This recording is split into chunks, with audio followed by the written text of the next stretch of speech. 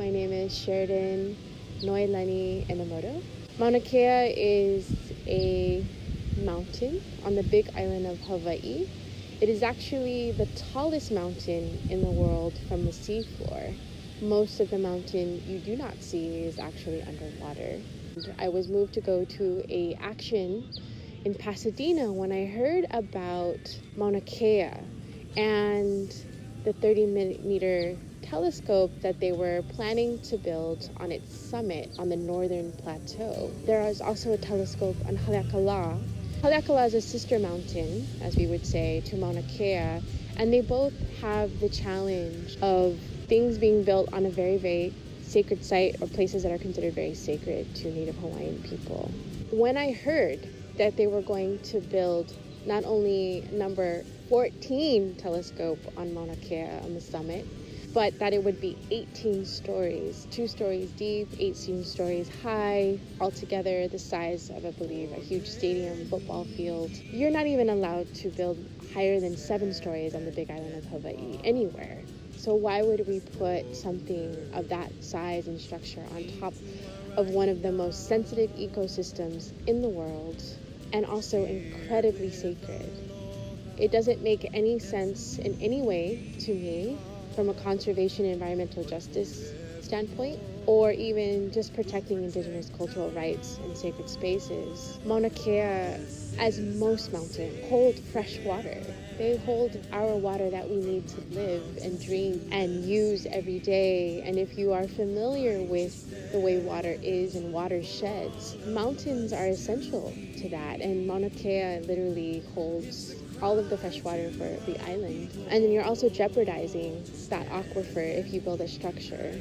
Telescopes have an environmental impact by their use, the types of fuels and things that need to run, and also the waste of those chemicals or toxins go into the earth as well. And so we're really jeopardizing a lot. We have to think about, if Mauna Kea is the tallest mountain in the world, it means it holds the highest level of water in the world. We need to rethink about our connection to the source of this earth, or in Hawaiian perspective, the Aina, or the one who feeds and sustains us and all of life. We need to really rethink about how we are connected to these sources, because so much of where we are right now, whether we're talking about climate change, whether we're talking about trying to build development on contaminated land, whether we're talking about sea level rise and shoreline communities and building structures or dams in our watersheds and our waterways, these are results of complete disconnection to our source. We don't know who our waters are. We don't know who our mountains are. We don't know who our watersheds are. We don't know where our water comes from. We don't know where it starts and where it'll be unless we just turn on the tap and we just think it's just automatic. When we talk about environment and the environmental justice movement, we need to include people. Because the truth is, if you want to know the health of the land, you look at the health of the people. And if you want to know the health of the people, you look at the health of the land. Water has a language. Mountains have a language that we need to learn again. If we want to know how to find solutions, we need to reconnect and listen to the language of our earth. And there's so much relearning or remembering that we need to activate. The other thing about connection is we need to also remember that we came because of someone before us, and we're also here for others, for the future and future generations. It's very indigenous practice, but it's really just life understanding of the way we've all been woven together, period.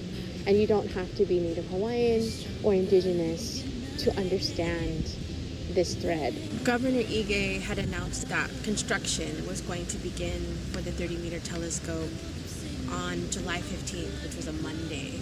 I want to give an honor to the elders who insisted on holding the line that Monday, that day when they were going to bring the machines and vehicles to do construction for the TNT. I witnessed a people, a nation of Hawaiian, Kānaka Maoli nation, healing and building and rising again. It's not about dismissing science It's not about not liking astronomy or telescopes. It could be a cultural center on the top of the summit they want to build. It could be a grocery store or a fast food chain. It doesn't belong. 18 stories doesn't belong on Mauna Kea.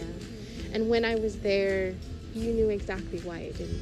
You understand that essential need to protect the mountain, our watershed. Someone said to me, you know, this isn't really about a telescope. It's about a building of a nation. It's also about a healing of a people that was supposedly not supposed to exist. Here we are, and we're still here, and we will be here. And I witnessed that. I witnessed a people who love their land, who are empowered, and who are moving forward for the future of their generations.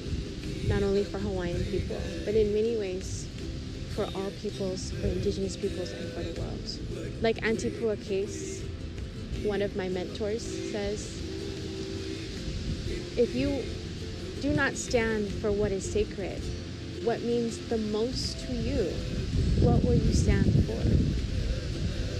If you cannot stand for that, for the well-being of our earth, for who, then who will you stand for?